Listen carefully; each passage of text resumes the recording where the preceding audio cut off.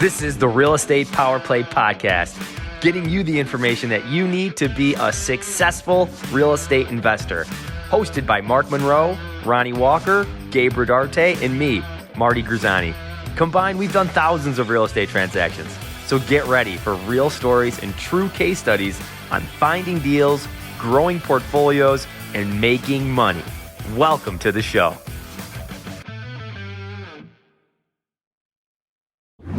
All right. What's up, guys? What's happening? Welcome to the Real Estate Power Play Hour, guys. We come here every Tuesday, 11 o'clock Central, 12 o'clock Eastern time, and we are rolling today. We have a lot of good information. We're going to go over some really cool stuff.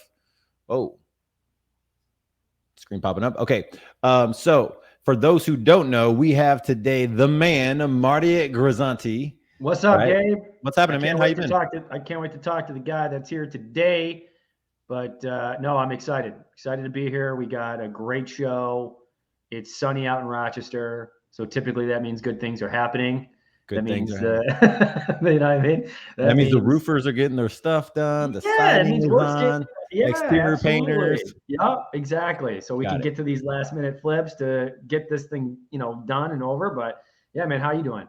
I'm doing fantastic. It's been fun. It's been a lot of energy going on lately within our group, a lot of movement.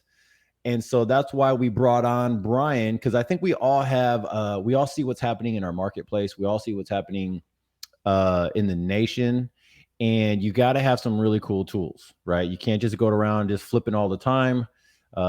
Flipping will be around forever, right? But you could be leaving some money on the table. You could be missing out on some good opportunities. And so we wanted to bring on some pros that can help people monetize their assets. And right now we have the man, Brian Gibbons. Brian, how you been, man? I'm doing great, brother. How you doing? I am fantastic, man. We're glad to have you here. We're glad the energy that you bring to the real estate business and what we do. And the thing I like about talking with you and what I'm looking forward to isn't just coming up with new strategies, but just the energy of being creative. I think that's one of the things I really like about real estate is once I figured out that it's more than just flipping, it's more than just holding assets, that there's really the fun side of it is being creative with deals that no one else really sees, right? And how to piece those things together. And so we're excited to have you in here. Before we really start jumping into all the questions, Marty's ready to go, man. I'm just letting you know he doesn't get close to the screen often. But when he does get close to the screen, it's because his ears are bent. And even though he has these headphones, his ears are bent. So why don't you tell us a little bit about your history, what you've done, and how did you get to today? Sure. Here's my story. I was in the Marine Corps and I got out in 81 and I went to college at St. Mike's up in Vermont. And then after my junior year, I got tired of school and I went out west. And what happened is I started at a job, W-2, and I really hated it. I mean, it was like the worst job out of college. And I made okay money, but I hated being a W-2. I'm a 1099 guy. I am not a W-2. I hate working for somebody else. So anyway, I got in an argument with my boss and he was a real SOB and I quit. And I was at this bar. This is a true story. I was at this bar and I must have had the worst look on my face ever. Like depressed and sad and whatever. This guy comes up to me. He's like 55 years old and he's happy and he gives me an elbow and says, "Hey, who just died?" No, I'm serious. I don't know if you've ever been really sad or upset or whatever and go out in public and people can see that on your face. And he says, I'm sorry, I must look awful. My name's Brian. What's your name? He said, my name is Glenn. But what's the problem? So he read body language really well, in which I was astounded. I didn't know anything about body language or anything like that.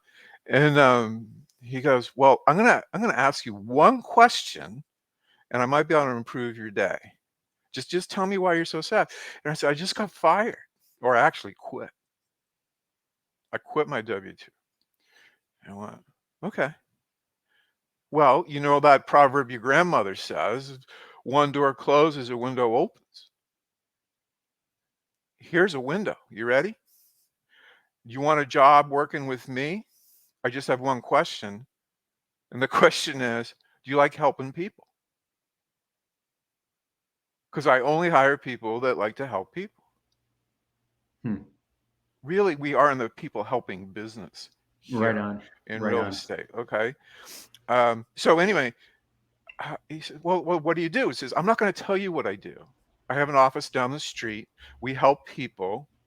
And if you can do two things, have an open mind and show up on time tomorrow morning at 10 o'clock and talk to me for an hour, I'll give you a job, yes or no, right on the spot. Wow. I said, what's the pay? I said, I'm not even going to tell you the pay. You just show up. The pay's good. Just show up. So I'll see you tomorrow. And I'm like, who the hell is this guy? Right? I mean, don't we want to shake people sometimes in our business? You know, we got to shake the seller, shake the buyer, shake the private lender, shake the JV partner to be able to get them into action, right? You got to get them into action. So you can't just spill your popcorn out in the lobby of the theater before you sit down. You've got to kind of give them pieces of it, right? You give them pieces so that they act. I mean, that's the part of negotiation that I love. You know, because if you just spill your beans, it's you're not getting anywhere. All right. 100%. So anyway, I show up and he says, listen, this is what we do. We got this marketing in the back room. We sent out about 10,000 postcards a month to people that are in trouble with their houses. And what I want you to do is we're going to set appointments for you, and you get in your car, we'll pay your gas, and we'll give you $500 a week under the table. Now, the year was 1985. What was $500 cash worth back then? I mean, you could do a lot with $2,000 a month. Yeah. When you're a young kid, you know, because I was making $350 after taxes with this thing. So anyway, I went on 2 or 3 appointments to motivated sellers that I didn't have to do the marketing for. I didn't have to pay the marketing. They set an appointment for me. I had a beeper. I had no cell phones, you know, just a beeper. Marty, you know what a beeper is, right? Yeah, it's like that app on your phone that beeps when No. you get a call. No Oh, apps geez, back no. then, buddy. No Oh apps. man, the 80s, Yeah. what a time. What a Millennials. time. You're just a millennial. No, You know, I've seen it on the VHS tapes. I get it. I'm with you guys. All right. So here's the big picture. The big picture is 2 to 3 motivated sellers 6 days a week. So let's just round it to 15. 15 times. How many weeks are in 2.5 years? There's 52, and 26, or whatever that is. So that's like 150 weeks. Math. How many sellers did I see in 2.5 years? You got your 10,000 hours. Yeah, you got it done. You got your 10,000 hours in. So what did that look like, Brian? So you're in there, you're pounding the pavement. I'm not pounding the pavement. Well, They're you're getting setting appointments for me. Yep. No, they're setting it for me. Right, but you're going to the appointments. I mean, you still gotta sell. You still got to sell, right? I'm the presenter. Right. I'm the presenter. That's my job. And my number one document was a letter of intent to lease or purchase. Nice. And it was a cash or terms offer. So you're coming with 2 offers, a cash offer or a... Maybe what 3. state was this in? What state was it in? 3. Arizona. Maybe 3 offers. Maybe 3 offers. Because you guys don't really get involved with terms too much. And I do. Because I can get a seller. One of my quotes was, we help sellers maximize their equity dollars. Write that down. Right. That's our purpose. Our purpose is we help sellers maximize our equity dollars. Flippers don't do that. Yeah, we look at things typically what flippers look at things at like one way, right? Just a one cash deal way. You guys are like car dealers because you're going to bring your car on my lot. I am encouraged. already. On my lot. You're bringing your car on my lot. Yeah. I'm paying for the lot. I'm paying for the electric. I'm paying for all this stuff. And you're bringing a Blue Book car at 20 grand. And that's what Blue Book says it's worth. Right? I'm not going to give you 20, buddy. Right. I'm not going to do it. I'm not even going to give you 15. I might give you 12. Right. And then On a good day. I'm going to negative sell you and say, look, you might as well private sell this thing. We're just going to give you you're not going to be happy with the number, negative sell it and just try to see if they come back. I said, well, how fast can I get my cash? I mean, you're looking for the guy that's desperate. I'll give you 12 grand today for it. Take it or leave it. And that is really the wholesaling, flipping business, because your profit is at your purchase.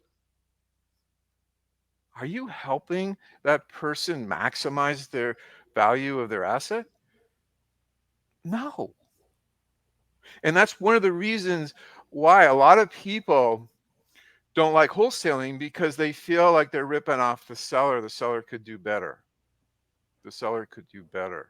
There is a market though for that, Brian, right? There is. I'm not saying there isn't. No. I'm not saying it's right or wrong. Right. I'm just saying it's not right for everybody. Exactly. Well, it's not right for your potentially for the person that you're talking to, right? But in some cases, it may be. Yeah. But that's what we want to get into, because what I want to do is to shift your view on talking to a seller. If they've got a beautiful house, 500,000 in upstate in Rochester, 350. We talked about this doctor's house, right? Well, let's talk about it, because for the people that weren't privy to this conversation that we had, Brian, just you and I, let's talk about it, because you're right. We'll set it up. Over the place. We'll set it up. Free and clear house, 350. It's worth 350. It's in beautiful condition. So there's no equity, right, Brian? That's what we were saying. No, it's free and clear. I'm sorry. It's free and clear. There's but the guy wants 350. He's not going to take anything lower.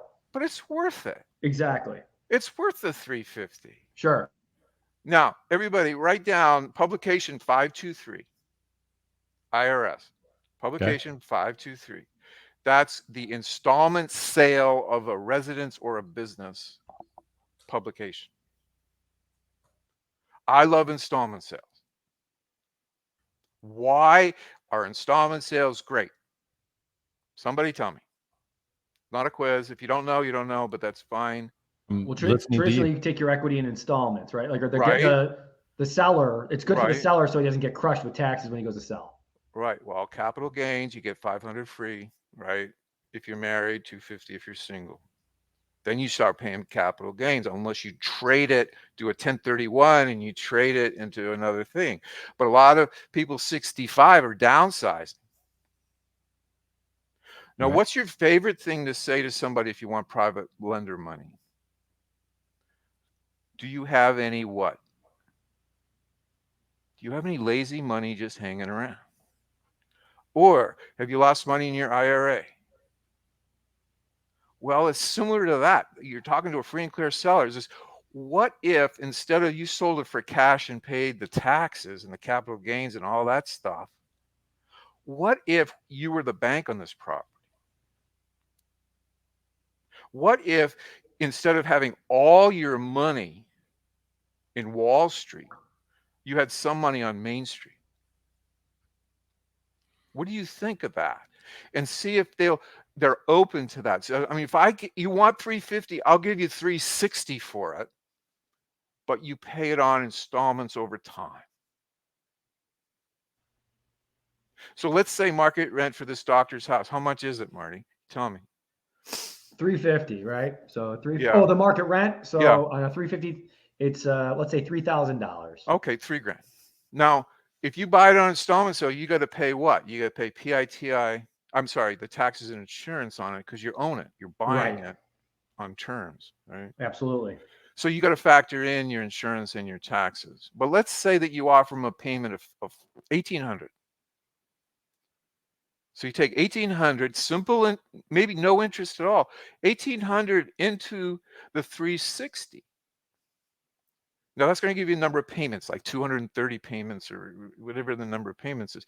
You write up a contract that we're going to give you these number of payments that are going to equal $360,000 over the next blank months. You with me? Now, why would they take installment payments instead of chunk cash for their house? They'll make more money with the potential interest at the end. There's no interest. Oh, you're going straight no interest too. I'm giving them no interest, but I'm giving them a little bit more than they want. So the objection when they come up with, well, what about interest? I've already front-ended the 10,000 interest. I've already done that.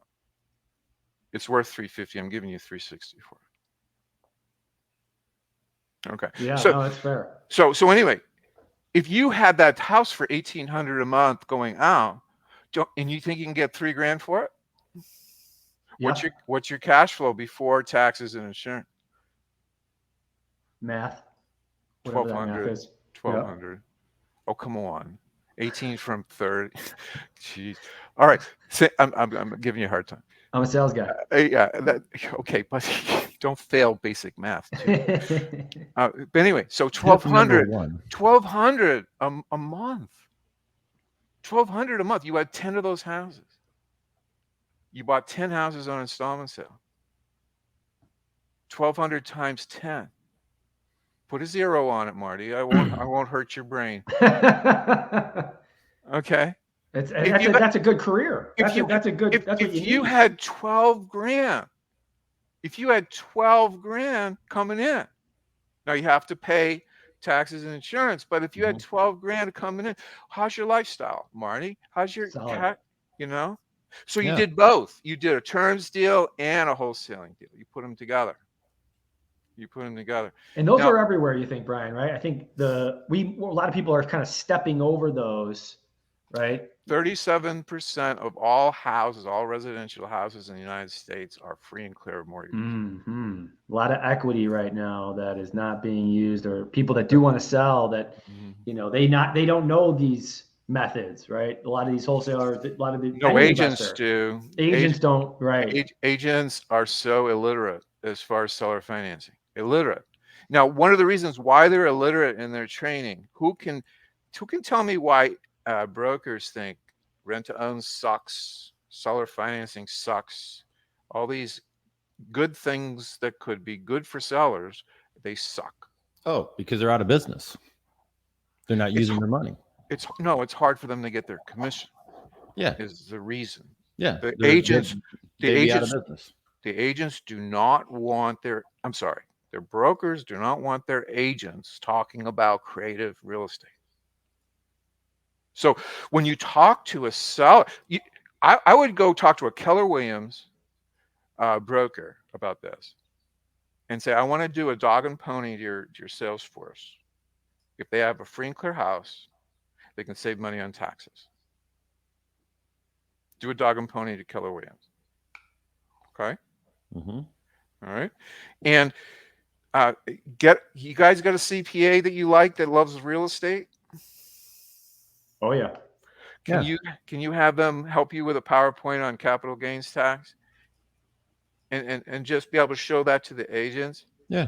And be able to, because think about it. If you approached me and my house was not for sale, I just got a letter in the mail.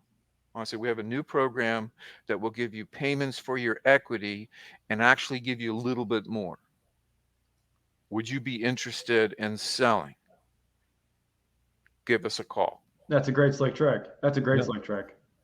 And then, Brian, because I want to really get into it, because I think this is huge. So what would the script look like when you would walk up to somebody? Would you know that the house was free and clear? Like when you would go, I get a list. Okay. So you get the list. So let's say, all right, we're going to talk to somebody whose house is free and clear, and they want what they believe the house is worth. And that's fair. Marty, let's say they're not motivated at all. Sure. Let's say they don't even want to sell. Okay. Right. Let's do it. Want to sell. So look, you be dad. Okay. All right. And I said, look, I just wanted to talk to you about a financial planning move that we could make with your property. Okay. Right? So if you sold it for cash, you get top dollar, you would, but you have to pay all these taxes. That's true. Here's a report on capital gains. Boom. Oh, by the way, if you want to learn about tax, go to Investopedia. Investopedia is like the best friggin' site for financial planning you could ever, and it drills it down. It really is. And you could give the seller some of this stuff. Right. You know, you say, look at these links on Investopedia, and this will tell you a lot about installment sales. I want to get into lease options too, but I want to just fix this little role play that we're talking about. Let's do it. So, Mr. Seller, I'm just asking, if you sell for cash, you pay the taxes and you pay the cost to sell, which is the agent's commission and the closing cost, all this stuff.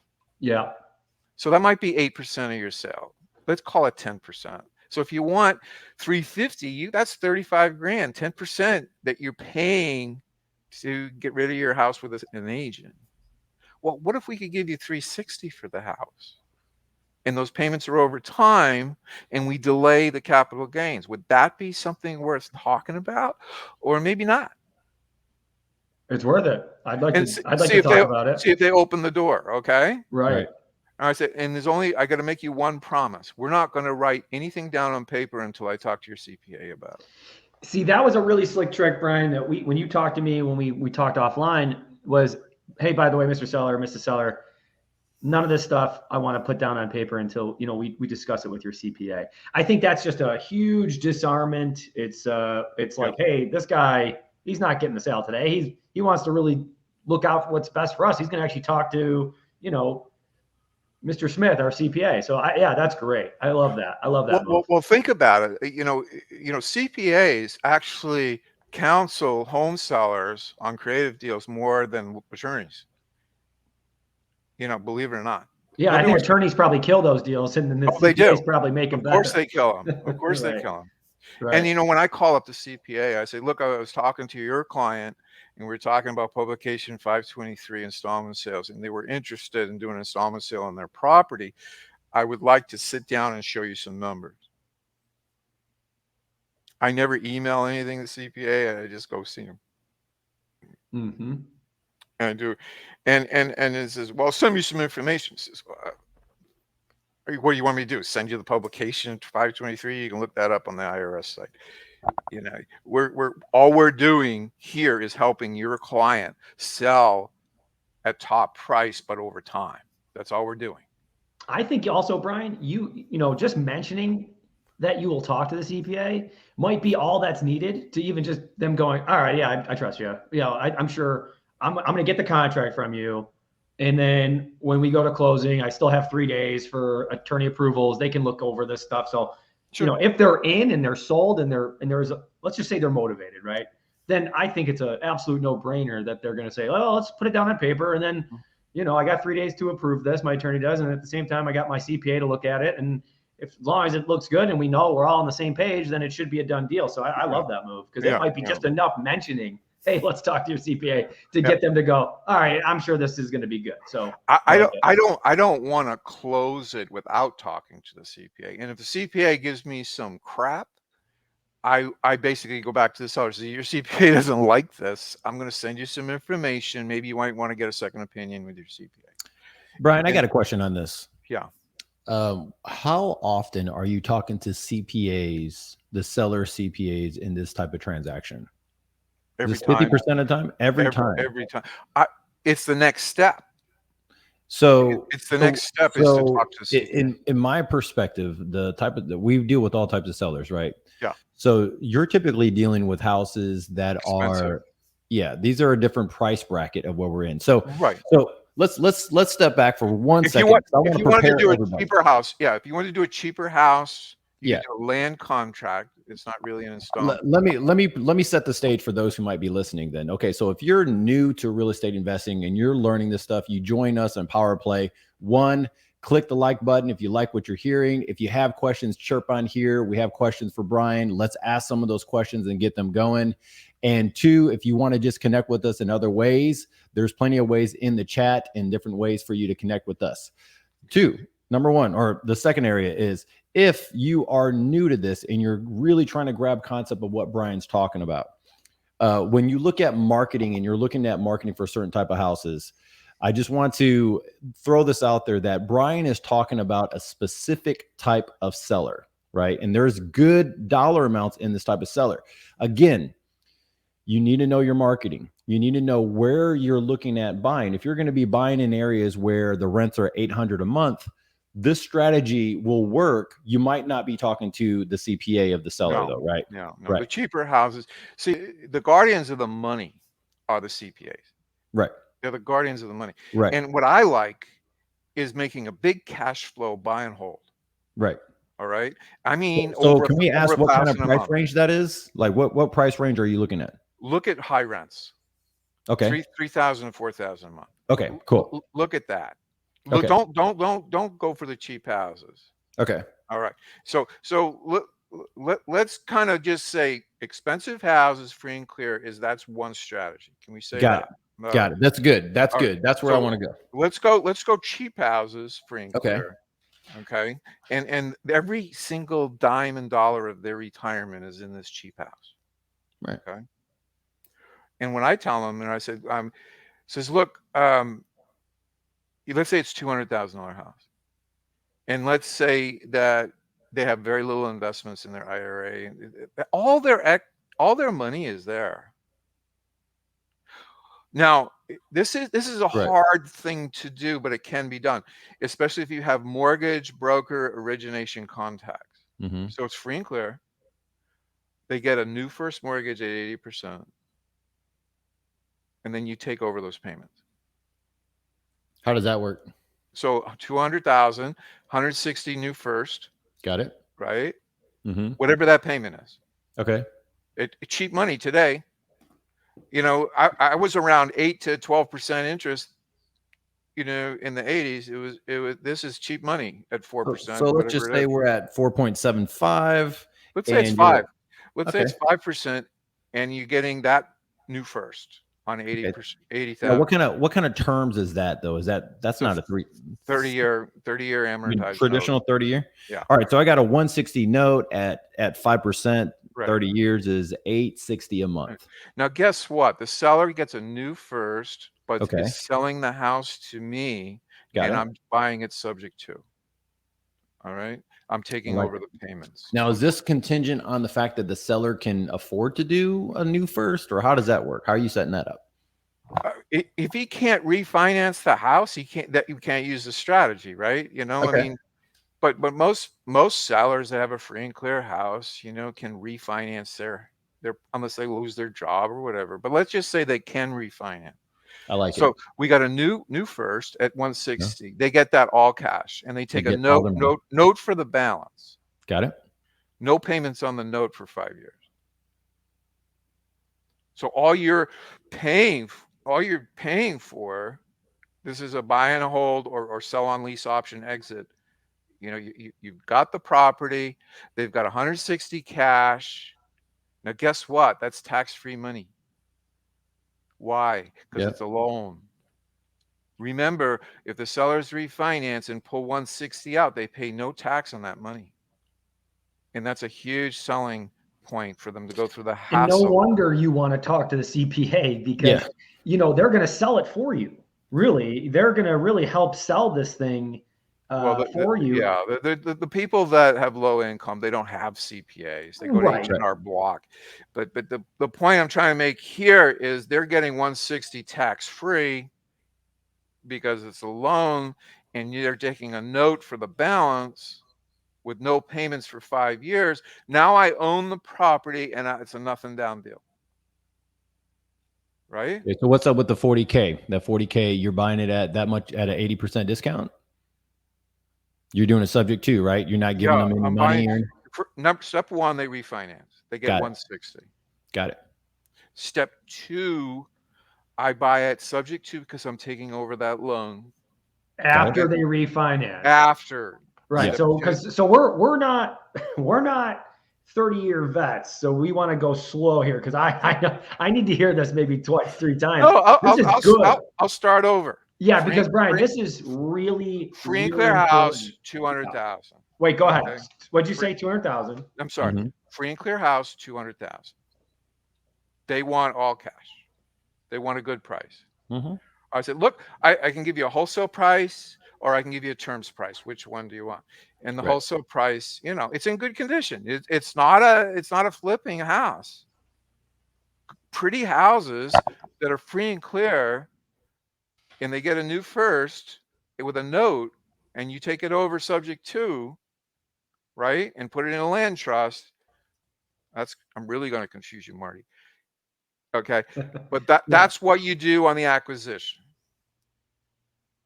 Now, it's a nothing down deal for me, and I have 5 years to do something creative for a buyer. All right. Well, hold on. Wait a second. So we got the free and clear house, and they're going to go terms with you, right? They're not going to take the wholesale, which was 100,000, but they're going to go, yeah, well, we want you to buy it, Marty, for 200,000. Okay, great, Brian, Mr. Seller. What we're first going to do is have you refinance the house. I wouldn't say that. Okay, so what would you say? I wouldn't be so directive with them. I said, look, if you sell it for cash with an agent and you get your price, you're going to pay about 10% to sell. So, you're going to pay 20 grand to sell and you'll net 180. That's a choice. I can get you more money than that. And you got to jump through some hoops. Would you mind jumping through some hoops? So lead them down the path a little bit with that. Because creative deals, it takes a little softer touch than kind of boom, boom, boom. It's a softer touch. So he says, if I get my mortgage professional to pull 160 out of this house for you, and now you got 160 and there's no taxes on that money, would that be something we should talk about? So get to that step. And they say yes.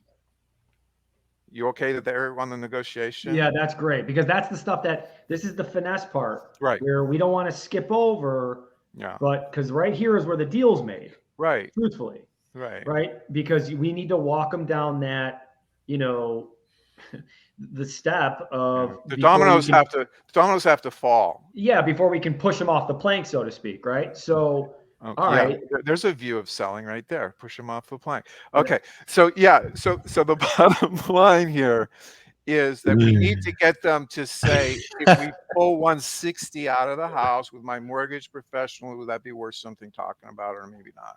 And then they say yes. So it says, okay, so let's say we get that 160, you're going to get full 100 cents on the dollar for your house. It's a powerful saying, 100 cents on the dollar for your house.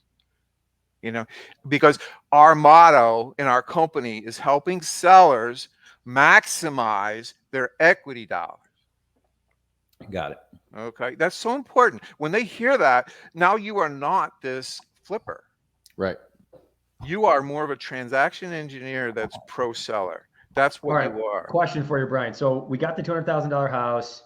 If they sell with an agent, it's 10% to the let's just say with commissions and closing costs. 20 grand out the door. 20 grand out the door. So now they're at 180 now, and then with the taxes, right? Because where does the 160 come from? I'm sorry. The refinance, new first. Right. Okay. So, but why is that better than the other one? Because well, here's the thing. Here's what's going to happen.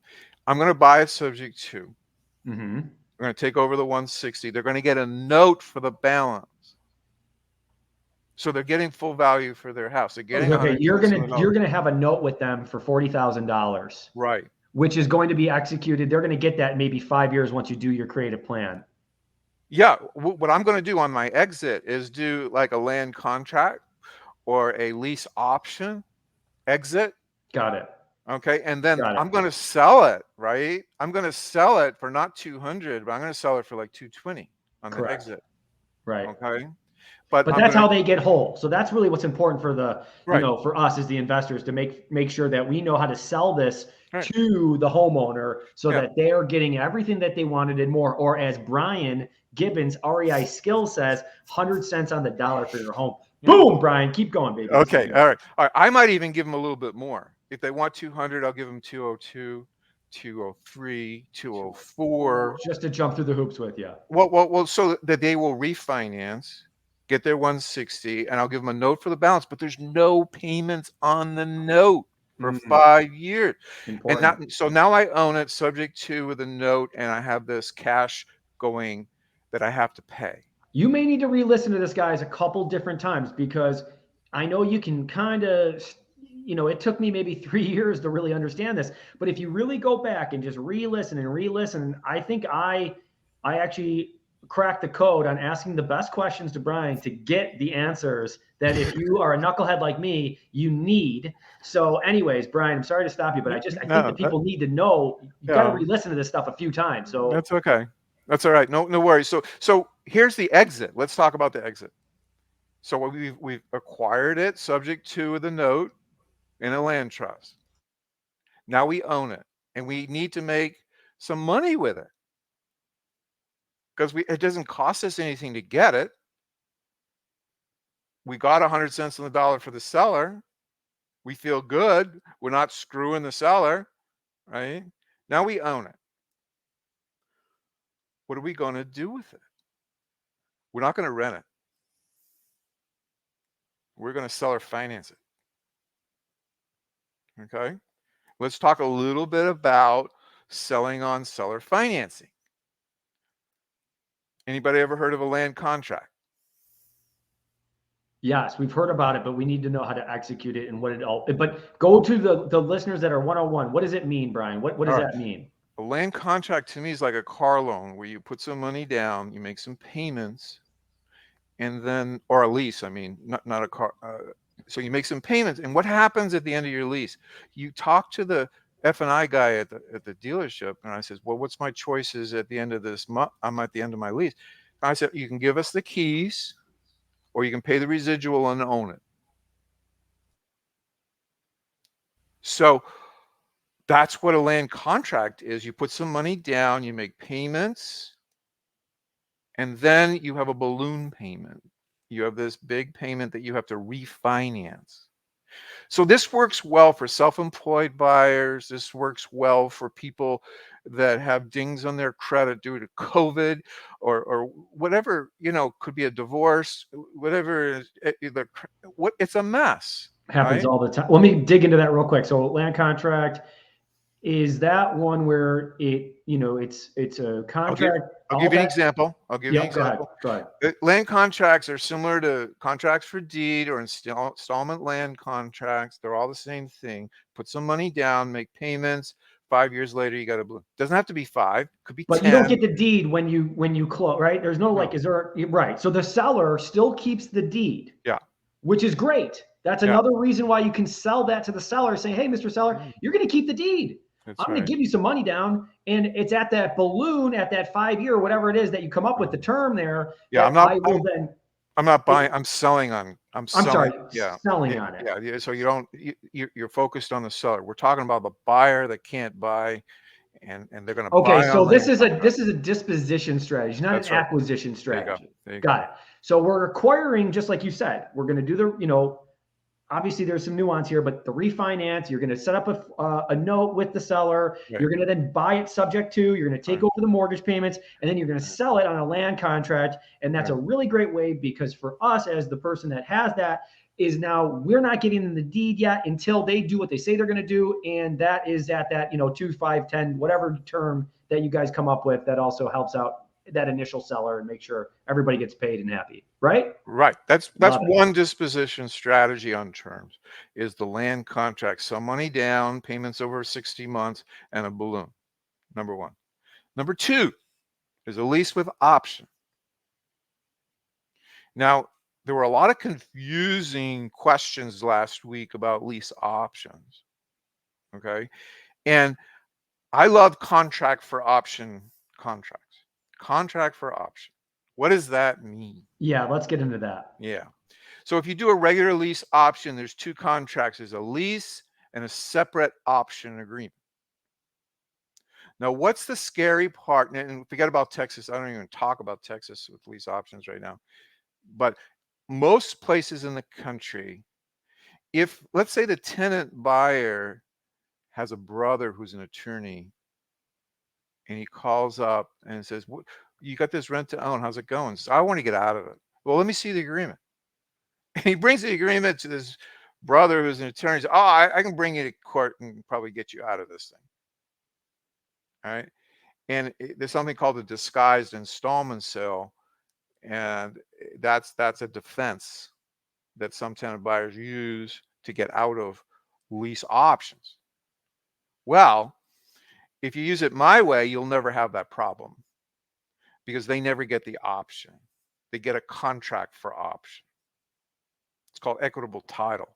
And I don't want to go through the legal stuff about it, but we don't give them equitable title. All they have is a landlord-tenant relationship with us in a contract for option that's separate, and they will get the purchase. They will get the purchase. We've already created. What I do is I pretend that I never have to see this tenant buyer again, because I prepare the sale and purchase agreement ahead of time. I already sign it, and I give escrow instructions that when they're ready to get financing, this is the sale and purchase agreement we're going to go. This is the escrow instructions we're going to follow. Blah blah blah blah blah. So it's like it's already prepared for the sale when they move into the house. And the seller loves that, because they don't have to worry about the paperwork down the road. Okay, so now everybody knows what sandwich lease options are, where you lease purchase from the seller. It's not a lease option, it's a lease purchase. And it's a delayed purchase is all it is. It's a sale and purchase agreement with settlement in 5 years, and with rights to occupy with a lease. So the difference between a lease option and a lease to buy is just there's No, no lease option. purchase. Yeah, lease purchase.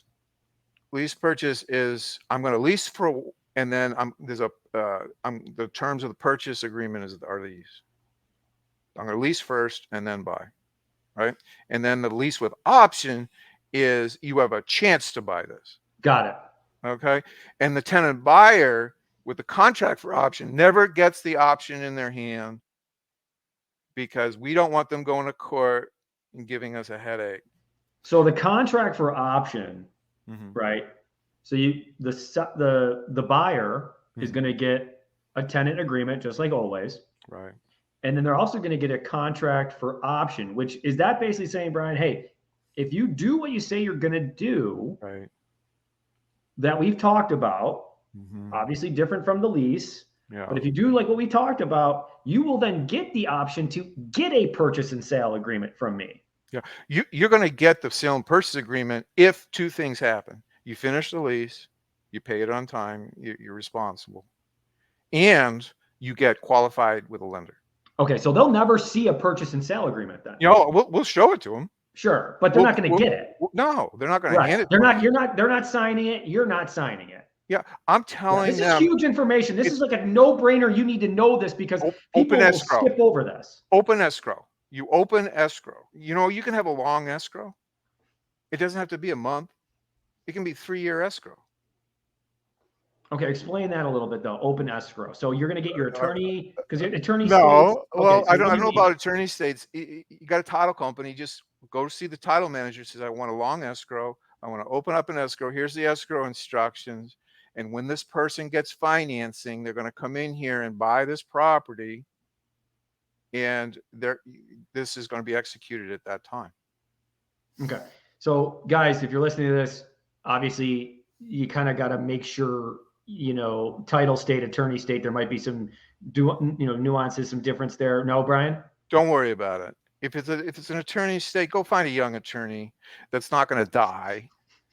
Not somebody that's 60 years old, but somebody that's like 25 right out of law school, and say, look, I want to do some creative real estate with you. I want to get some long escrows. I want to have, this escrow opened up with you.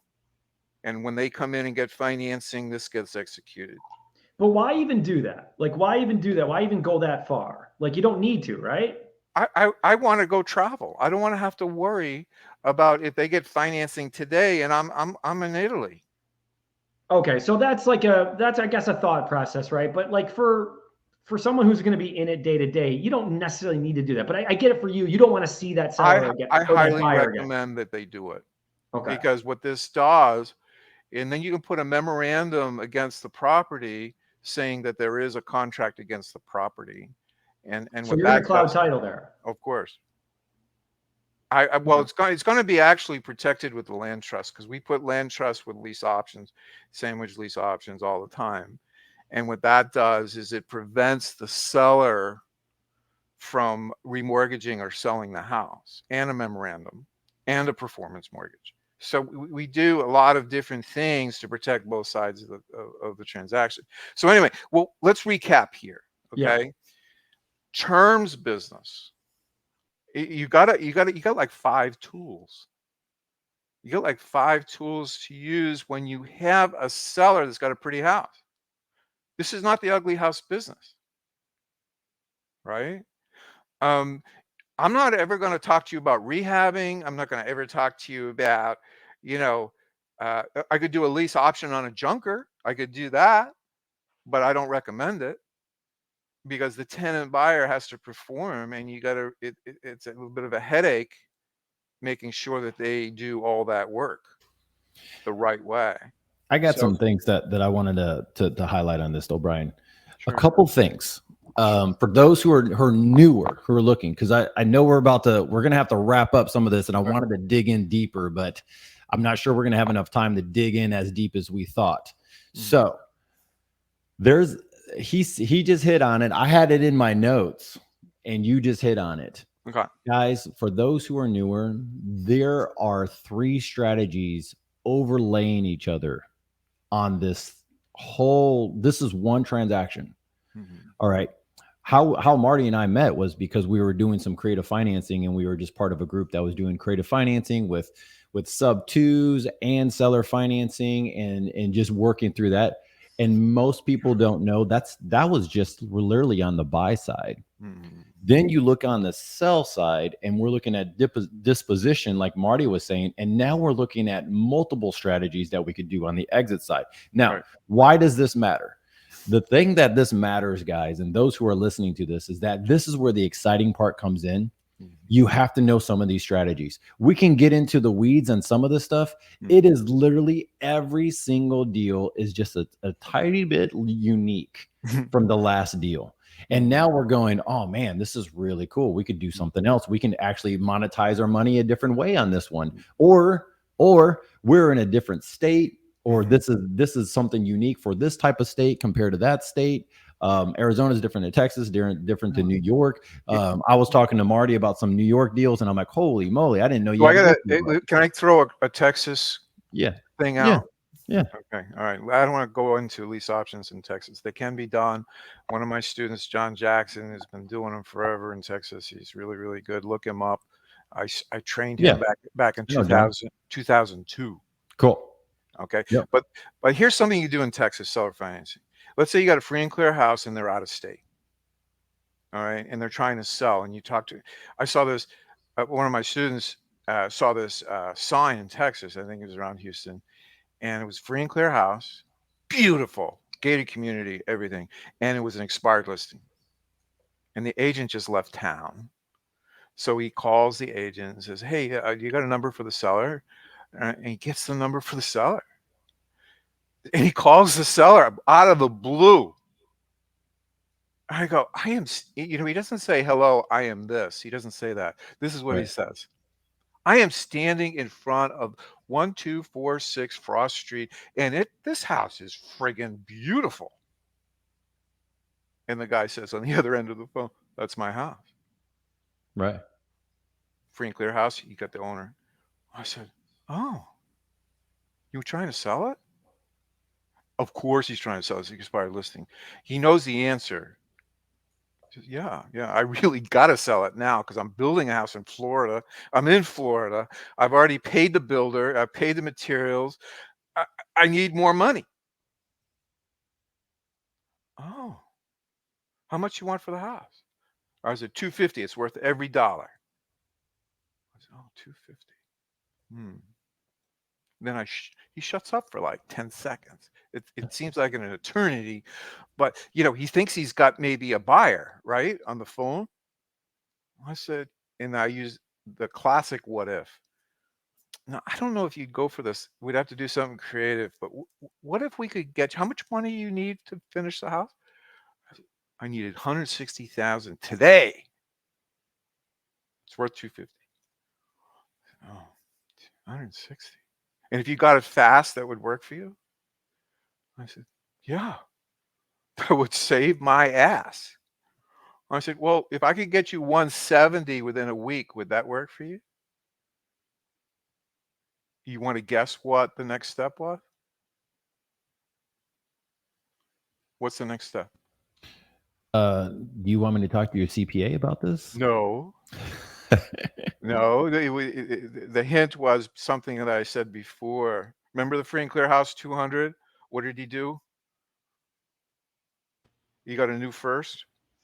Right. Thanks. So the next question was, if I could get my mortgage professional in your kitchen tomorrow morning to get some paperwork done, and we pull out 170, and then I give you a note for the balance, and you get 100 cents on the dollar for your house, would that be worth talking about, or maybe not? That's good. So that's the move right there. He gets 100 cents on the dollar for his house, but a note for the balance. Seller financing. So he's gonna get his, 170 that he's, he's gonna get the 250. 170 cash, and then a note for the balance. Right. He's gonna get that, but it's just gonna be a little bit of time. That's all. Does it solve his problem? Can he build his house now? Yeah. Yep. 100%. All right. And then the next closing question is, now, in order to make this work, what's the lowest payment you could take on this on the second?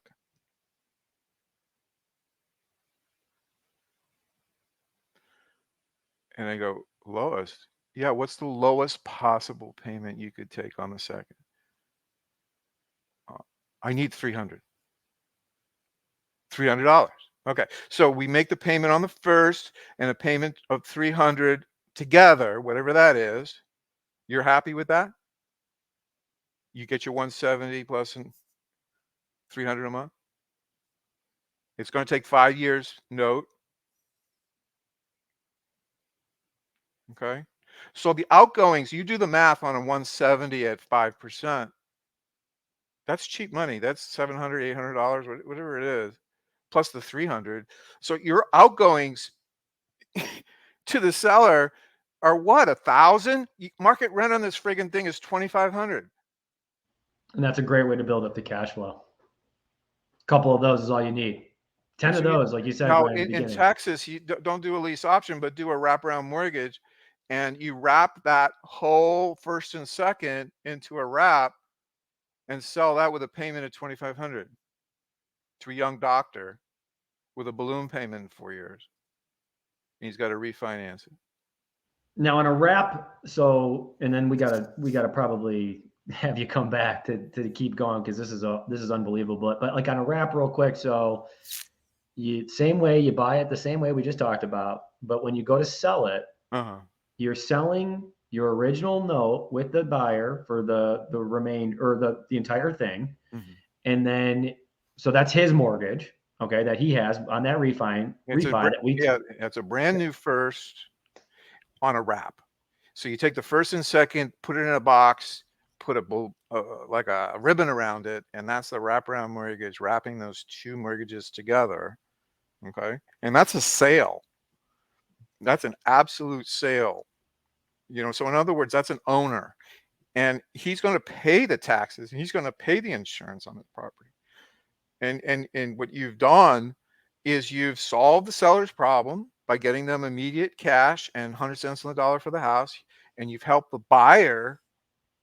And so I think the payment was $2,500 going out, and we got I think he said around 15% down. Awesome. Okay, on 250,000. So look, I know you got to wrap it up, but terms business, it's cash or terms. And when you talk to sellers, you say, look, I can give you cash or I can give you terms. Let me walk through the property. You'll get an offer in your hand, no pressure.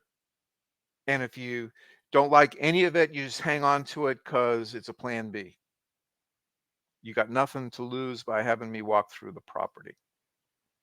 Yeah, this is a way to really set yourself apart. If you guys can figure this stuff out and learn it and then start acting on it, that's the most important, the implementing it. You can really, there's a lot of people that know how to be the one tool player, right? And just try to hit everything with a hammer and just wholesale cash offers. But if you can just learn these little techniques, and they're not little, they are life-changing, wealth increasing, insanely techniques, then again, Brian, thank you so much for coming on. reiskills.com. If you guys are looking for information, I know he has at some point taken on students. I don't know if he's going to do that, but maybe you're the one that he will take on. Who knows?